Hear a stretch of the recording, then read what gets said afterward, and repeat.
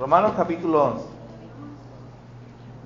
Digo pues, ¿ha desechado Dios a su pueblo? En ninguna manera. Porque también yo soy israelita de la descendencia de Abraham, de la tribu de Benjamín. ¿No ha desechado Dios a su pueblo, el cual desde antes conoció?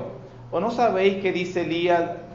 ¿O no sabéis qué dice de Elías la Escritura? ¿Cómo invoca a Dios contra Israel diciendo: Señor, a tus profetas han dado muerte y tus altares han derribado y solo yo he quedado y procuran matarme?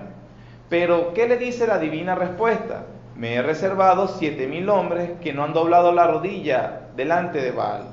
Así también, aún en este tiempo, ha quedado un remanente escogido por gracia. Y si por gracia, ya no es por obras.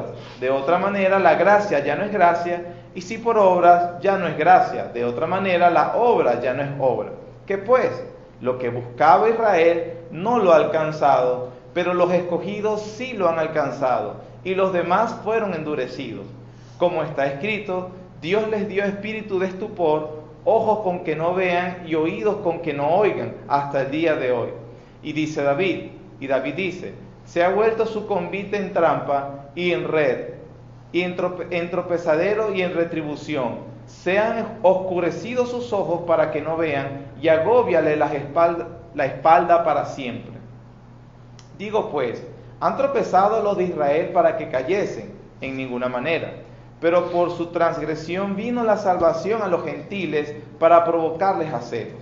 Y si su transgresión es la riqueza del mundo y su defección la riqueza de los gentiles, ¿cuánto más su plena restauración? Porque a vosotros hablo, gentiles, por cuanto yo soy apóstol a los gentiles, honro mi ministerio, por si en alguna manera pueda provocar a celo a los de mi sangre y de hacer salvo a algunos de ellos. Porque si su exclusión es la reconciliación del mundo, ¿qué será su admisión sino vida entre los muertos? Si las primicias son santas, también lo es la masa restante. Y si la raíz es santa, también lo son las ramas. Pues si algunas de las ramas fueron desgajadas, y tú, siendo olivo silvestre, has sido injertado en lugar de ellas, y hasta has sido hecho participante de la raíz y de la rica savia del olivo, no te jactes contra las ramas. Y si te jactas, sabe que no sustentas tú a la raíz, sino la raíz a ti. Pues las ramas, dirás, fueron desgajadas para que yo fuese injertado. Bien, por su incredulidad fueron desgajadas, pero tú por la fe estás en pie. No te ensoberbezcas, sino teme. Porque si Dios no perdonó a las ramas naturales, a ti tampoco te perdonará. Mira pues la bondad y la severidad de Dios. La severidad ciertamente para los que cayeron, pero la bondad para contigo, si permaneces en esa bondad, pues de otra manera tú también serás cortado. Y aun ellos, si no permanecieren en incredulidad, serán injertados, pues poderoso es Dios para volverlos a injertar. Porque si tú fuiste cortado de que por naturaleza es olivo silvestre, y contra naturaleza fuiste injertado en el buen olivo, ¿cuánto más estos que son las ramas naturales serán injertados en su propio olivo? Porque no quiero, hermanos, que ignoréis este misterio, para que no seáis arrogantes en cuanto a vosotros mismos, que ha acontecido a Israel endurecimiento en parte, hasta que haya entrado la plenitud de los gentiles, y luego todo Israel será salvo, como está escrito, vendrá de Sión el libertador, que apartará de Jacob la impiedad, y este será mi pacto con ellos, y cuando yo quite sus pecados. Así que en cuanto al Evangelio, son enemigos por causa de vosotros, pero en cuanto a la elección, son amados por causa de los padres, porque irrevocables son los dones y el llamamiento de Dios. Pues como vosotros también en otro tiempo erais desobedientes a Dios, pero ahora habéis alcanzado misericordia por la desobediencia de ellos, así también estos ahora han sido desobedientes, para que por la misericordia concedida a vosotros, ellos también alcancen misericordia. Porque Dios sujetó a todos en desobediencia para tener misericordia de todos. Oh profundidad de las riquezas, de la sabiduría y de la ciencia de Dios, cuán insondables son sus juicios e inescrutables sus caminos. Porque ¿quién entendió la mente del Señor? ¿O quién fue su consejero? ¿O quién le dio al primero para que le fuese recompensado? Porque de Él, por Él y para Él son todas las cosas. A Él sea la gloria por los siglos. Amén.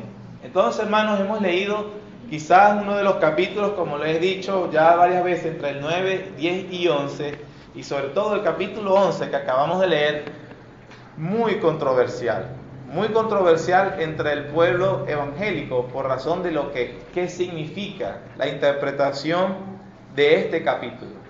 Ahora, yo quisiera una nota de aclarar.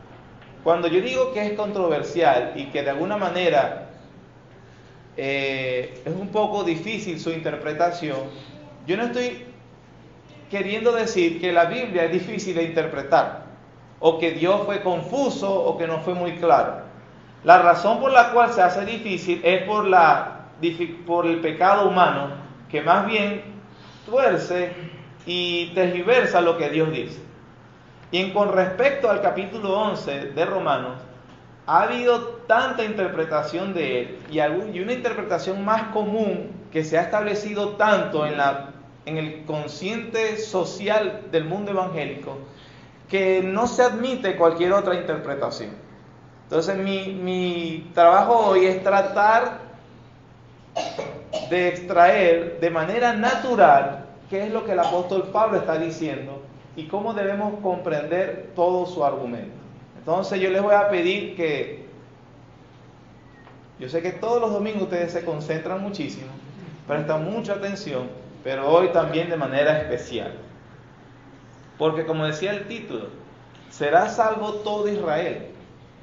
Dice claramente este pasaje que es Israel étnico, la nación de Israel, aquel conflicto que hay ahorita en Palestina, y entonces tenemos que orar y favorecer, que Dios favorezca a los Estados Unidos, que protege a Israel, que saque a los palestinos, porque dice la Biblia esto, y así lo debemos entender. ¿Es así o es no? Ya en otras ocasiones yo le he dicho que esa no es la interpretación de estos pasajes. Sin embargo, hay que verlos de manera detallada para poderlos comprender. Ha sido un poco difícil, o si no tenemos claro el contexto, porque desde hace un mes aproximadamente le vengo diciendo que esto es un solo argumento del apóstol Pablo, desde el capítulo 9 hasta el final del capítulo 11. Para haberlo entendido bien, debió haber sido predicado un solo mensaje. Por misericordia y razones didácticas hemos tenido un mes haciendo. Pero en realidad es un solo pensamiento. Ubiquémonos en el contexto de la carta para poder entonces abordar y tener seguridad de que estamos entendiendo cada pasaje particular. Nos estamos acercando al clímax de la carta a los romanos. El clímax de la carta a los romanos es el capítulo 12, el 13 y el 14. En la carta a los romanos, en el capítulo 12, comienza una serie de exhortaciones y mandatos que el apóstol empieza a darles a la iglesia en Roma. Y entre esas cosas les está diciendo la relación que deben tener entre ellos. ¿Cuál es lo que se infiere que es el problema en la iglesia en Roma?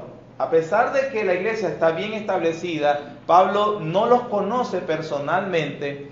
Sin embargo, por lo que dice el capítulo 12, capítulo 13 y capítulo 14, hay aparentemente un problema, un conflicto entre los cristianos que son del mundo gentil y los cristianos que son judíos en la iglesia de Roma. Aparentemente estaban separándose, se estaban juzgando, se estaban despreciando, y el apóstol Pablo, aparte de que dice que pronto los vaya a visitar, acuérdense que él está en la ciudad de Corinto, va a llevar una ofrenda a Jerusalén, y él, estando en Corinto para partir a Jerusalén, él le escribe a los romanos, a la iglesia de Roma, y le dice que apenas termine su mandato, su mandado aquí, entonces él quiere ir hacia España, y rumbo a España los visitará. Él no conoce a la iglesia completamente, conoce a algunos hermanos que están en la iglesia, pero él no conoce a la iglesia. Pero en esa en ese interín de que conoce a algunos, le han comentado seguramente los problemas que se han suscitado dentro de la iglesia. Y aparentemente uno de los más grandes era que cristianos de tradición gentil, no judíos, estaban despreciándose y peleando con los cristianos judíos. ¿Cómo es eso? Sin perder Romanos capítulo 11, vamos a Hechos capítulo 18. Hechos capítulo 18 nos dice más o menos, y nos vamos a ubicar en contexto de la carta nuevamente. Esto lo dijimos al principio cuando empezamos en enero, pero hay que repetirlo, hay que recordarlo. En Hechos 18, versículos 1 al 3, se nos dice un contexto interesante acerca de la iglesia de Roma. Dice así: después de estas cosas, Pablo salió de Atenas y fue a Corinto, y halló a un judío llamado Aquila, natural del Ponto, recién venido de Italia, con Priscila su mujer, por cuanto Claudio había mandado que todos los judíos saliesen de Roma. Fue a ellos, y como eran del mismo oficio, se quedó con ellos y trabajaban juntos, pues el oficio de ellos era hacer tiendas. Según lo que nos dice Lucas en el Hechos capítulo 18, aparentemente, y esto es confirmado por la historia universal en cuanto a los gobernantes que habían en Roma, según lo que dice Lucas, Claudio, este gobernante de Roma, en una ley antisemita, mandó a expulsar a todos los judíos que residían en Roma. De manera que si había una iglesia o la iglesia que había sido fundada en Roma, fue obviamente, emigraron por la expulsión los judíos que estaban allí ubicados. Eso quiere decir que las iglesias que estaban en Roma definitivamente habían sido ya pobladas y estaban gobernadas por cristianos gentiles, porque los judíos habían tenido que salir. Lucas dice que Pablo estaba en Corinto y se consiguió a Aquila y a Priscila su mujer, y que habían venido recientemente desde Italia, de Roma, porque los habían expulsado. Ahora, teniendo eso en cuenta, expulsados de Roma, vamos al libro de Romanos o la carta de los Romanos otra vez, y vamos al capítulo 16.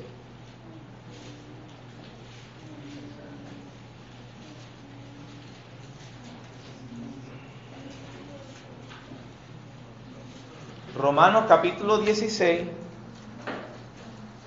Noten, Pablo se vio en Corinto con Priscila y Aquila.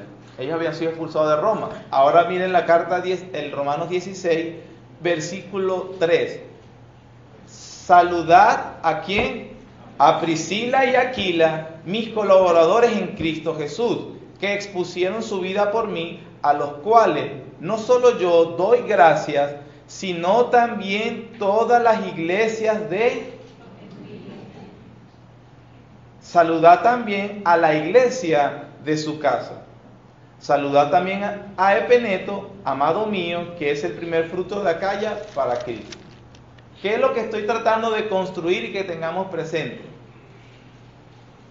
Habían salido los judíos de Roma, pero aparentemente ya habían pasado unos años y habían regresado estos judíos a Roma. Entre esos, Priscila y Aquilas, los cuales habían estado con Pablo en Corinto. Es interesante que Pablo hace la nota, los cuales son colaboradores míos y están agradecidos todas las iglesias de los gentiles. ¿De dónde eran Aquila y Priscila? Eran naturalmente ¿de qué? Judíos. Entonces, aparentemente, dicen los comentaristas y los historiadores, que en ese regreso de la población judía a Roma, entonces las iglesias comenzaron a tener dificultades entre ellos.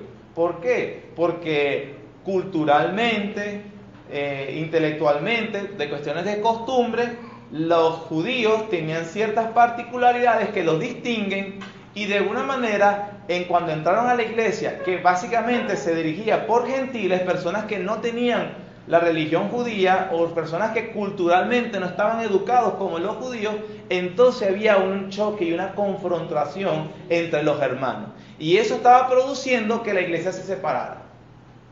Estos son gentiles, nosotros somos los judíos, y recuérdense esa cuestión de cierto sentido de superioridad. Esos son paganos, nosotros somos una casta especial, y de alguna manera se estaban peleando entre ellos. ¿Por qué también se infiere eso? Precisamente por las ordenanzas que da Pablo en el capítulo 12, el capítulo 13 y capítulo 14.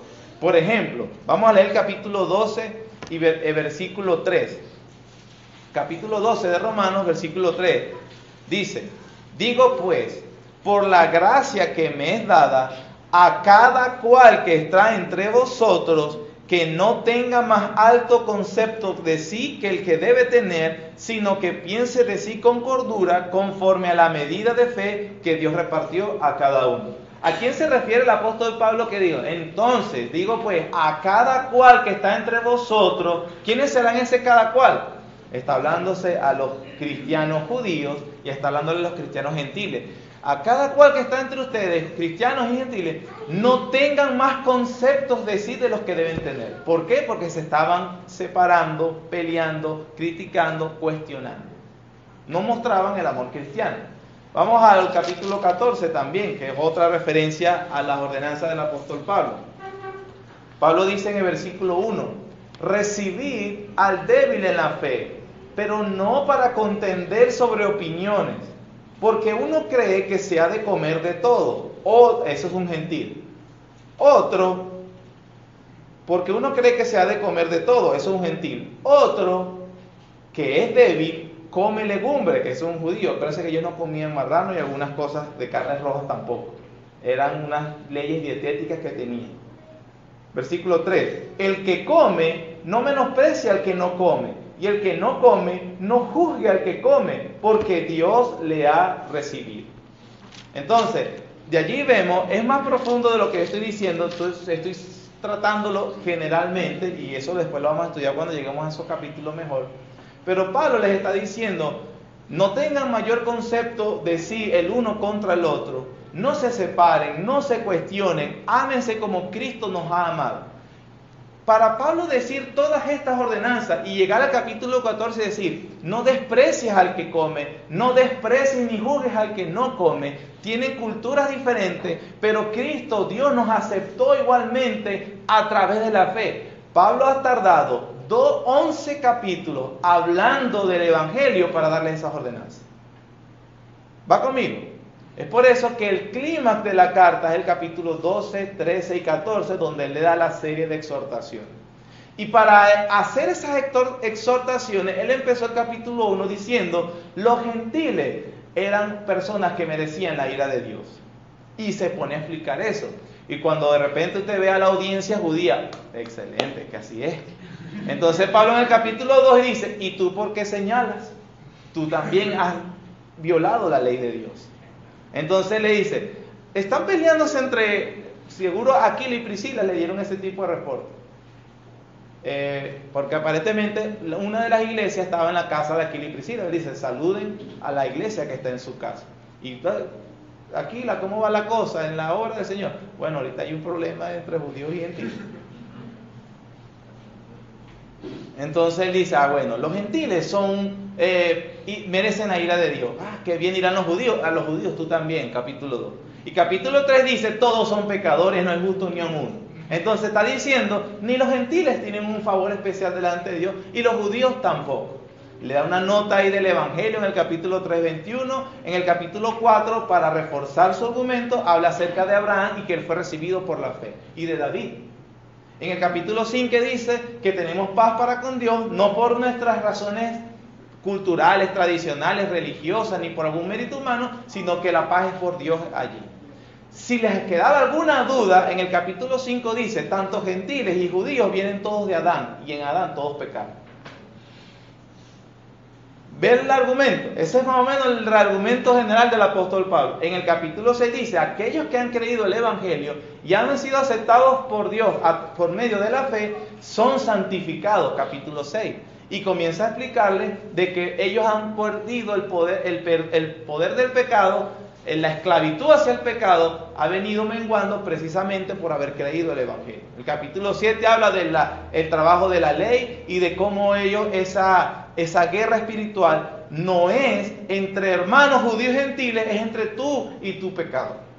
Y por eso él está diciendo, en el capítulo 8 pasa a hablar acerca de la vida en el Espíritu Santo. A la final, quienes son aceptados o quienes han sido aceptados por Dios, justificados por Dios, santificados por Dios, manifiestan la vida del Espíritu. Y estos son eso, y explica lo que hemos visto en el capítulo 8, indistintamente de que sea judío y gentil. Entonces, en el capítulo 9 comienza a explicar de las bendiciones de Dios y la seguridad de las promesas de Dios, a pesar, y empieza a explicar lo que sucede con Israel. Por eso dice, verdad digo en Cristo y no miento, que mi corazón tiene un pesar por los israelitas, por los judíos. Y entonces ha empezado a decir sobre la condición de Israel y la mayoría de los judíos, que algunos han caído, han sido réprobos y otros han sido salvados. Pero él empieza a decir que inclusive a pesar de la mayoría de la incredulidad general del pueblo de Israel, eso no anula las promesas de Dios. Y eso es lo que estuvimos aprendiendo en el capítulo 9.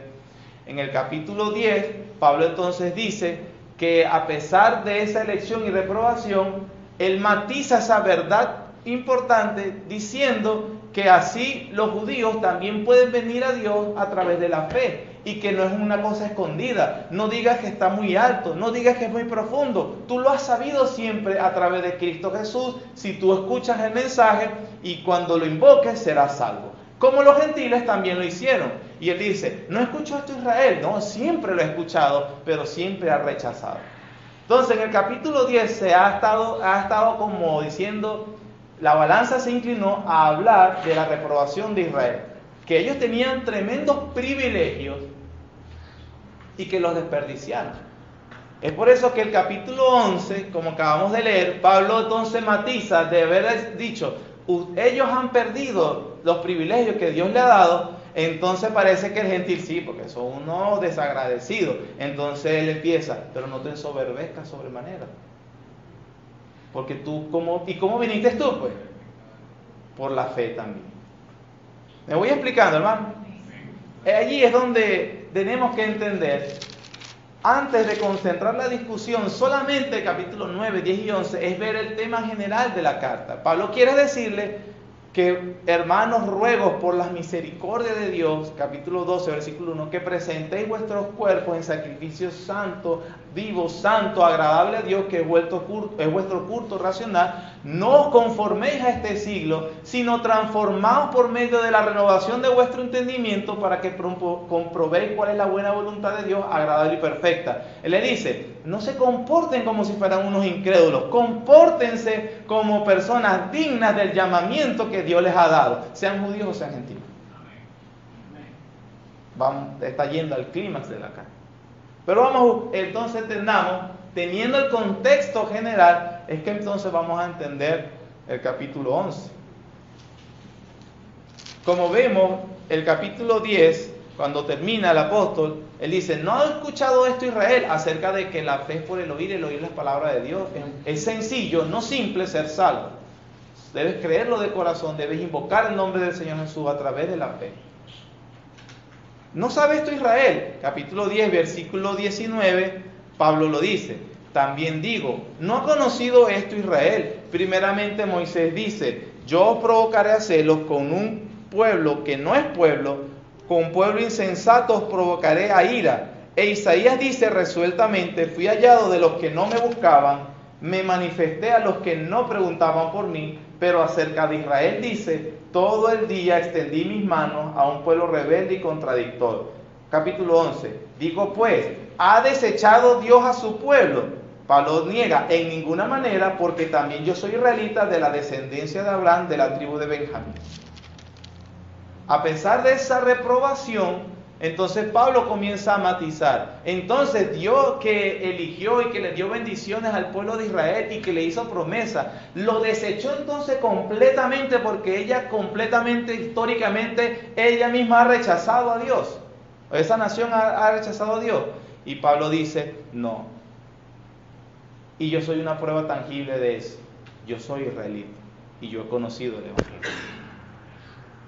A pesar de la severidad de Dios, Pablo está tratando de exponer la misericordia. A pesar del constante rechazo, acaba de decirlo, todo el día extendí mis manos a un cuerpo rebelde y contradictor.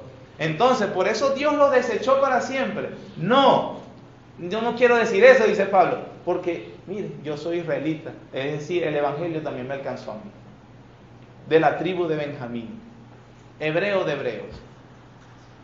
Él está tratando de exponer la misericordia de Dios y a la vez el horrendo caso de la nación de Israel. El horrendo caso de la nación de Israel. Esto no lo inventó el apóstol Pablo. En Mateo 21 se narra al mismo Señor Jesucristo diciéndole eso a los propios judíos. Mateo capítulo 21 es una de las parábolas más impactantes de las que narró el Señor Jesús, predicándole al mismo pueblo de Israel.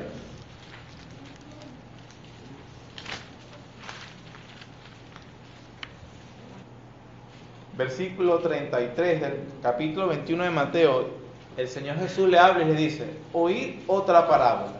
Hubo un hombre, padre de familia, el cual plantó una viña, la cercó de vallado, cavó en ella un lagar, edificó una torre y la arrendó a unos labradores y se fue lejos. Cuando se acercó el tiempo de los frutos, envió a sus siervos a los labradores para que recibiesen sus frutos. Mas los labradores, tomando a los siervos, a unos golpearon, a otros mataron y a otros apedrearon. Envió de nuevo otros siervos, más que los primeros, e hicieron con ellos de la misma manera. Finalmente les envió a su hijo, diciendo: tendrán respeto a mi hijo. Mas los labradores, cuando vieron el hijo, dijeron entre sí: este es el heredero, venid, matémosle, y apoderémonos de su heredad. Y tomándole le echaron fuera de la viña y le mataron. Cuando venga pues el señor de la viña, ¿qué hará a aquellos labradores? Le respondió la audiencia. Le dijeron: a los malos destruirá sin misericordia, y arrendará su viña a otros labradores que le paguen el fruto a su tiempo. Jesús les dijo: ¿nunca leísteis en las Escrituras: la piedra que desecharon los edificadores ha venido a ser cabeza del ángulo? El Señor ha hecho esto, y es cosa maravillosa a nuestros ojos. Por tanto os digo, y esa es la respuesta o la conclusión de la parábola, por tanto os digo que el reino de Dios será quitado de vosotros y será dado a gente que produzca los frutos de él. Versículo 45. Y oyendo sus parábolas, los principales sacerdotes y los fariseos, ¿qué? Entendieron que hablaba de ellos. Interesante, porque dice: el reino de Dios será quitado de vosotros, y esta mañana aprendíamos qué es el reino de Dios. ¿Cuál es el tema de la Biblia? ¿Cuál es el trasfondo de la Biblia? Para que usted vea que lo que estábamos aprendiendo esta mañana es completamente el telón de fondo para poder entender todo lo que hacía y dijo el Señor Jesús, y lo que dicen las cartas también. Es interesante que el Señor les hace una parábola y le dice acerca de unos labradores, y ellos entendían perfectamente todo lo que estaba hablando el Señor Jesús. Un hombre tenía un dinero y contrató a unas personas, hizo como una contratista para que le trabajaran el huerto. La referencia es completamente, y está citando a Israel, porque Isaías capítulo 5, el Señor habla de que la viña del Señor es Israel. De hecho, vamos a Isaías capítulo 5 rápidamente. Esa parábola es los judíos que están escuchando al Señor Jesús lo comprenden correctamente. Isaías capítulo 5 habla precisamente de cuál es el rol de Israel para el Señor. Viene el capítulo 5 y dice: ahora cantaré por mi amado el cantar de mi amado a su viña. Tenía mi amado una viña en una ladera fértil. La había cercado y desplegado y plantado de vides escogidas.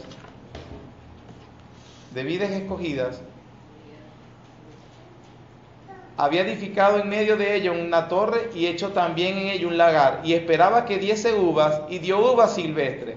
Ahora pues, vecinos de Jerusalén y varones de Judá, juzgad ahora entre mí y mi viña. ¿Qué más se podría hacer a mi viña que yo no haya hecho en ella?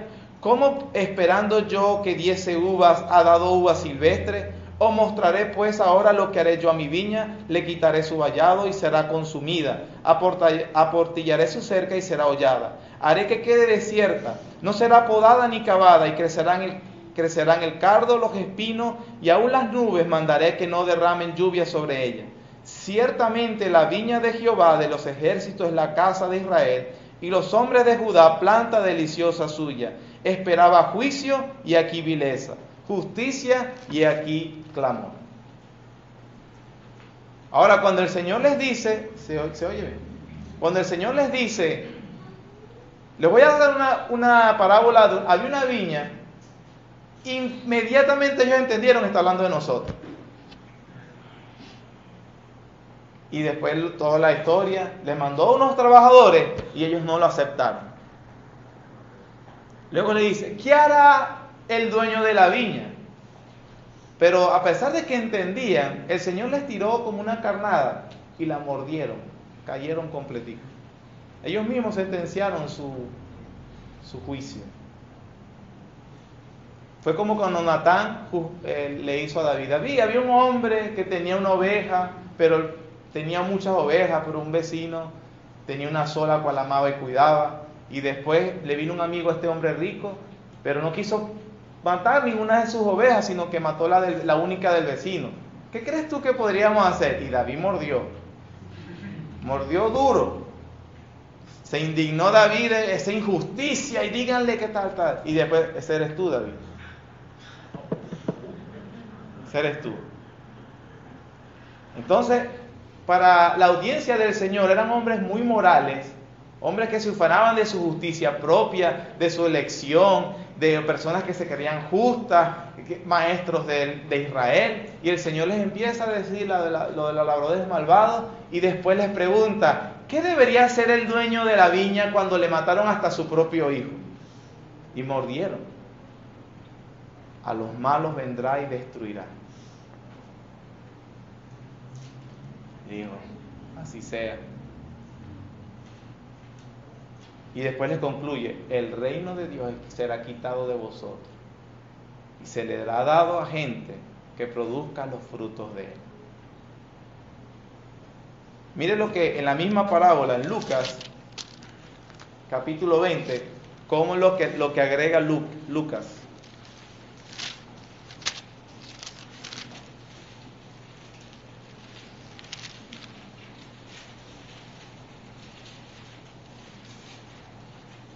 Versículo 14, es la misma parábola. Dice, versículo 14. Mas los labradores al verle discutían entre sí diciendo, este es el heredero, venid, matémosle para que la heredad sea nuestra. Y le echaron fuera de la viña y le mataron. ¿Qué pues les hará el Señor de la viña? Vendrá y destruirá a estos labradores y dará su viña a otros. Cuando ellos oyeron esto, dijeron, Dios nos libre. Entendieron que era un juicio para él. Es un ejemplo de privilegios desperdiciados, que es el tema del apóstol Pablo en el capítulo 9, 10 y 11, y que ha sido nuestro tema durante todas estas semanas. A todos los que estamos acá, Dios nos ha dado privilegios que no le ha dado a otra persona y espera frutos. Espera frutos.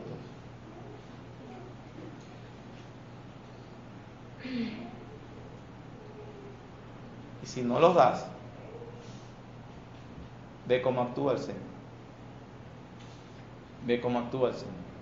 Esa es la idea del apóstol Pablo para hablar del desecho o desaprobación de Israel con respecto la inserción del pueblo gentil hacia las promesas y las bendiciones de Dios.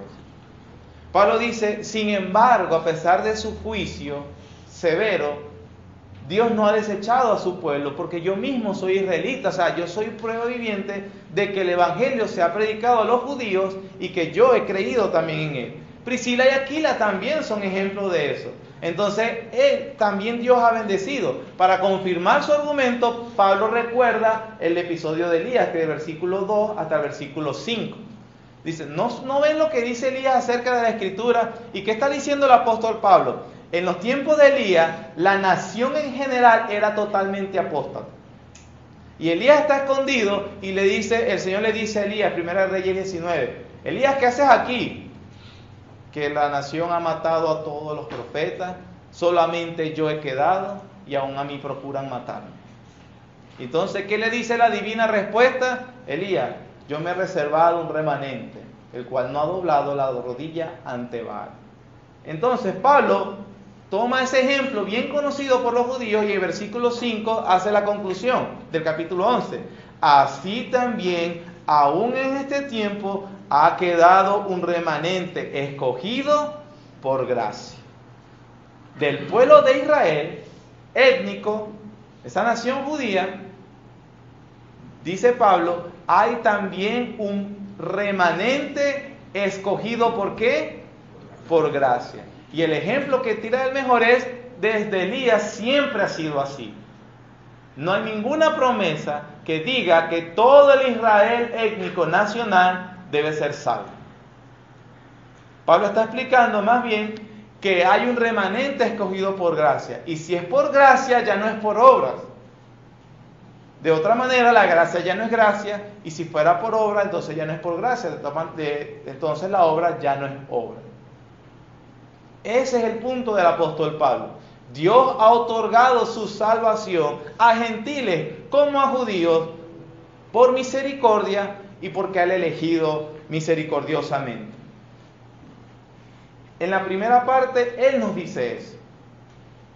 Estamos tratando de entender el capítulo 11. Versículo 11 del capítulo 11.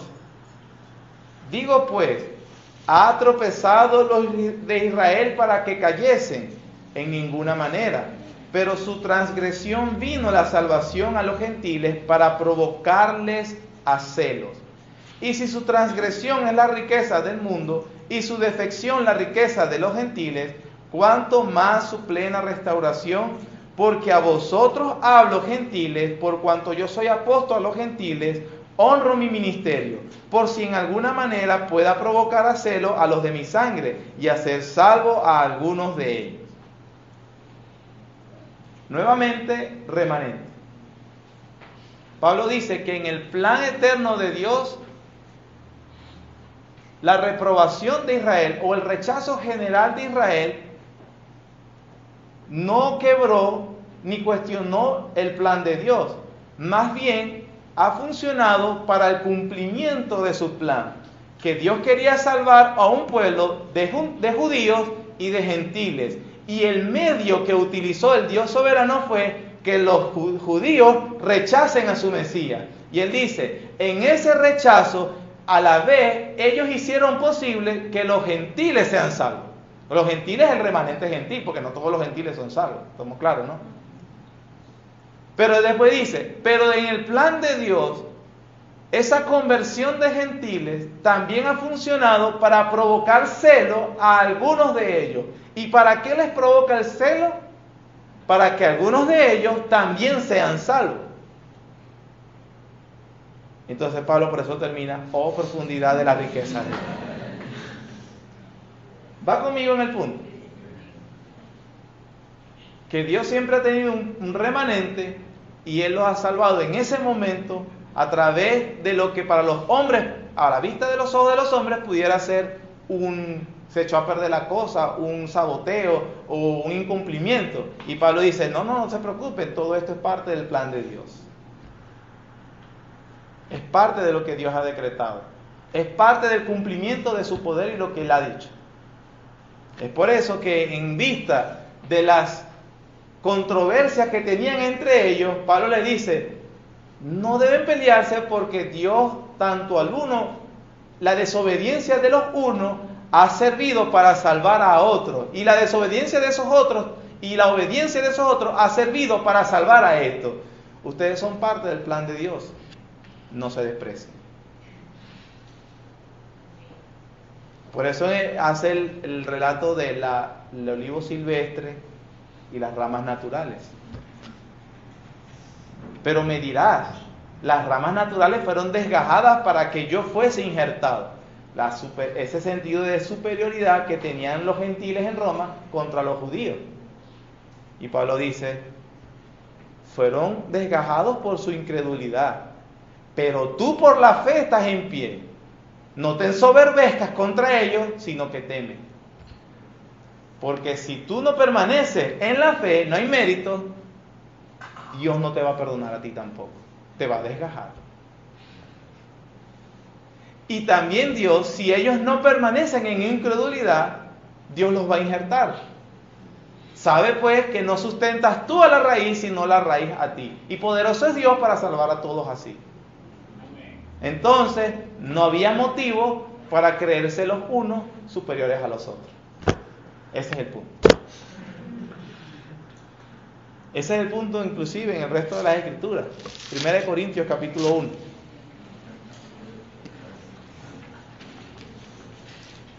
Primera de Corintios capítulo 1, versículo 26. Pues mirad, hermanos, vuestra vocación, que no soy muchos sabios según la carne, ni muchos poderosos, ni muchos nobles, sino que lo necio del mundo escogió Dios para avergonzar a los sabios, y lo débil del mundo escogió Dios para avergonzar a los fuertes, y lo vil del mundo y lo menospreciado escogió Dios, y lo que no es para deshacer lo que es, a fin de que nadie se jacte en su presencia. Mas por él estáis vosotros en Cristo Jesús, el cual nos ha sido hecho por Dios sabiduría, justificación, santificación y redención, para que, como está escrito, el que se gloríe, gloríese en el Señor. Ni el gentil podría creerse superior o más obediente ante el judío, ni el judío se podía creer de una raza superior ante el gentil. Dios había elegido misericordiosamente a ambos y por lo tanto, por la fe, ambos se sostenían. Por eso después las exhortaciones del 12, el 13, reciban al débil en la fe. Porque si es cristiano, aquí no estamos midiendo la capacidad de la fe. Hay algunos que la fe está más desarrollada, otros no. Pero si es tu hermano, tú debes recibirlo. ¿Por qué? Porque Dios te recibió a ti. Hay una aplicación interesante antes de seguir avanzando. Sobre todo con las guerras que se producen de algunos cristianos con aquellos que sean cristianos pero no pertenecen a su iglesia. Entonces casi que, bueno, los que vienen a esta iglesia, ¿sabes? La crema de Dios. Otros cristianos que no vienen aquí, en ese CRC, vamos a despreciarlos. No saben tanto como nosotros. No son tan santos. No son tan teológicos. No son tan profundos. Lo que Pablo está diciendo, por ejemplo, cuando habla de la arrogancia de los gentiles que pudieran tener en contra de los judíos, él dice, Dios no te perdonará a ti si no permaneces en la fe. No está diciendo que la salvación se pierde, porque la Biblia habla de la apostasía. La apostasía es personas que afirmaban los fundamentos cristianos y después lo niegan. Ahora Pablo está diciendo que la arrogancia es un síntoma peligroso en alguien que supuestamente cree. Entonces, cuando él está diciendo a los gentiles, no te ensoberbezcas porque te veo mal, probablemente no eres un creyente. No desprecias a tu hermano. Aquí hay una cosa importante, hermano. Los cristianos están llamados por Dios a amarse y servirse unos a otros, a tolerarse, a tenerse misericordia y a perdonarse. Es decir, si Dios manda a perdonarnos, es porque definitivamente en la iglesia habrán hermanos verdaderos que me fallarán. Y quiere decir que yo tengo que perdonar. Que si me llama a tolerar, es porque hay unos que agotan la paciencia. No de aquí, de otro lado.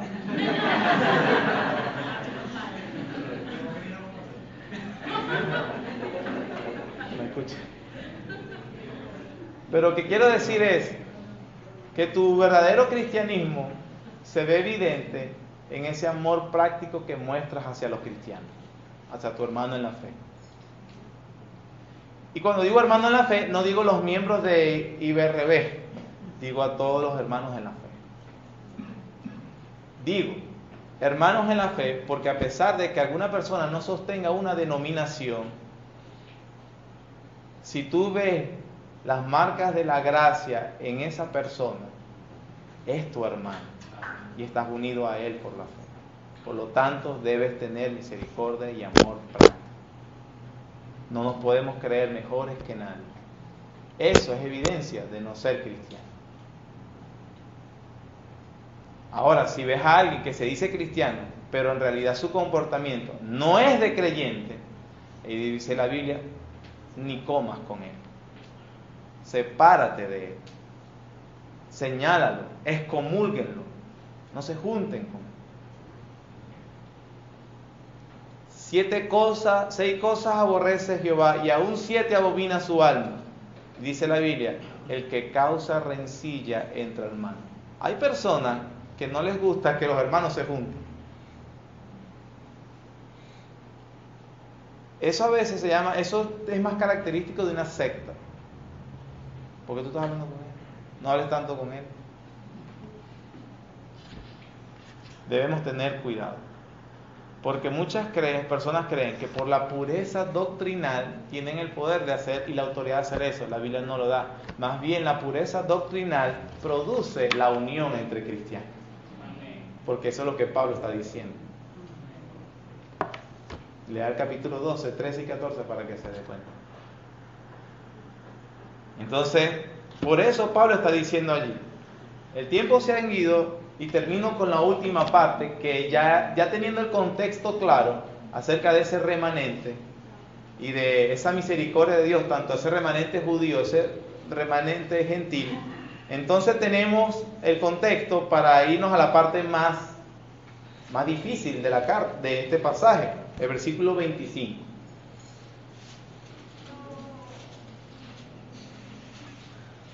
Porque no quiero, hermanos, que ignoréis este misterio, para que no seáis arrogantes en cuanto a vosotros mismos. Recuerda que viene hablando de los gentiles que se ensoberbecían contra los judíos. Porque no quiero, hermanos gentiles, que ignoréis este misterio, para que no seáis arrogantes en cuanto a vosotros mismos, que ha acontecido a Israel endurecimiento en parte, hasta que haya entrado la plenitud de los gentiles. Y luego todo Israel será salvo, como está escrito, vendrá de Sión el libertador que apartará de Jacob la impiedad, y este será mi pacto que haré con ellos cuando yo quite sus pecados. Esta es la parte más controversial porque yo estaba diciendo que no Israel completo va a ser salvo. Y aparentemente estoy contradiciendo lo que la Biblia dice claramente, así va a ser salvo. ¿A quién le vamos a creer? ¿A Luis o a Pablo? Obviamente a Pablo, pero lo que vamos a reconocer que es lo que está queriendo decir el apóstol Pablo. El problema con el versículo 25 y 26 es que algunas personas leen esto. No leen lo que acabamos de leer, sino que lo leen así. El endurecimiento de Israel es solo por un tiempo, pero tan pronto entre la plenitud de los gentiles, entonces el endurecimiento será quitado y todo Israel será salvo. Y esto va a coincidir con la segunda venida de Cristo. Entonces algunos dicen, hay un endurecimiento para Israel, pero eso es porque Dios está trabajando con la iglesia. Cuando venga Cristo, Dios se lleva a la iglesia y va a volver a retomar su trabajo con Israel. Y todo ese Israel va a ser salvo. Eso es lo que se ha enseñado y se admite comúnmente en la comunidad evangélica. Y se cita este texto como la razón de eso. ¿Sí lo has escuchado? Cuando Pablo dice, porque ha acontecido endurecimiento en parte de Israel, Pablo está diciendo, hay un endurecimiento parcial de Israel. Es decir, a pesar de que en general la nación es incrédula, no todos son incrédulos. Y él se está poniendo a él mismo como ejemplo. Y no está diciendo que Dios va a salvar a todo Israel en un tiempo futuro. Él está diciendo, según el capítulo 10 y 11, que Dios está salvando a ese remanente ahorita en ese momento, cuando Pablo está escribiendo. ¿Me estoy explicando?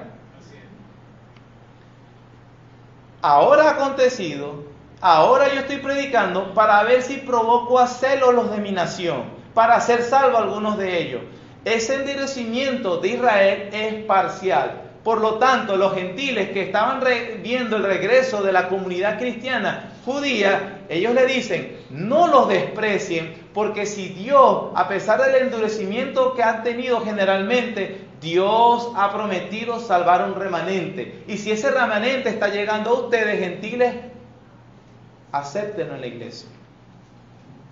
No sean arrogantes en cuanto a vosotros mismos. Ese endurecimiento de Israel es parcial mientras dura la plenitud de los gentiles.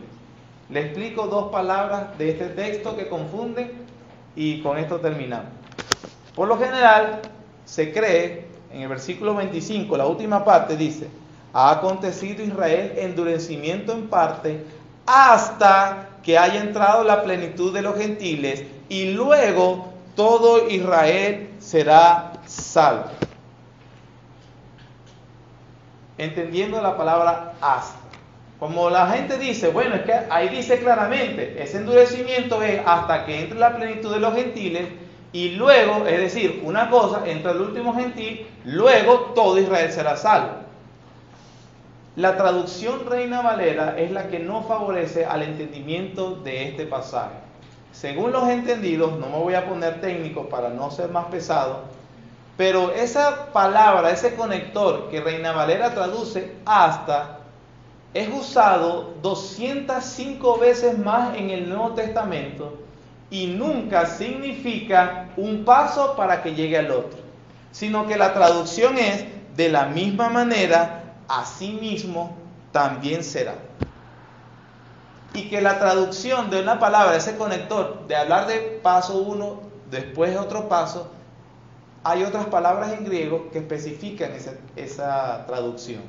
Por lo tanto, la palabra hasta y luego no es la más favorable en ese texto para el español. Por eso los exegetas dicen que Pablo no se está refiriendo a una entrada a la última entrada del último gentil y después vendrá la nación de Israel a ser salva.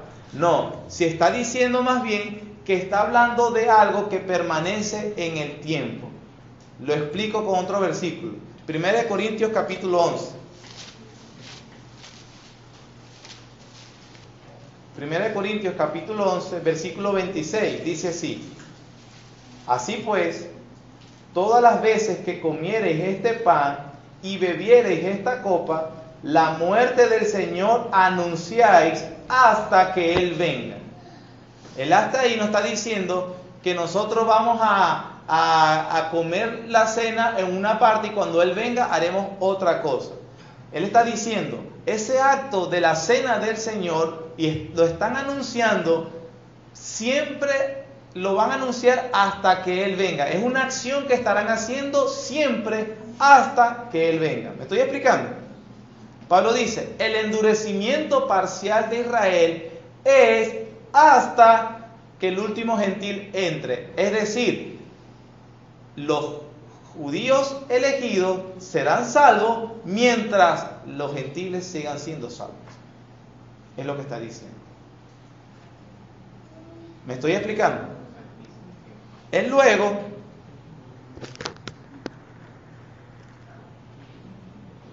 dice exactamente lo mismo. Dios está salvando a ese remanente hasta que precisamente Él venga por su segundo. Luego hace la cita de Isaías que dice, porque vendrá de Sión el libertador. Para muchos dicen, es que Pablo está prometiendo que vendrá el libertador y hará salvo a todo Israel.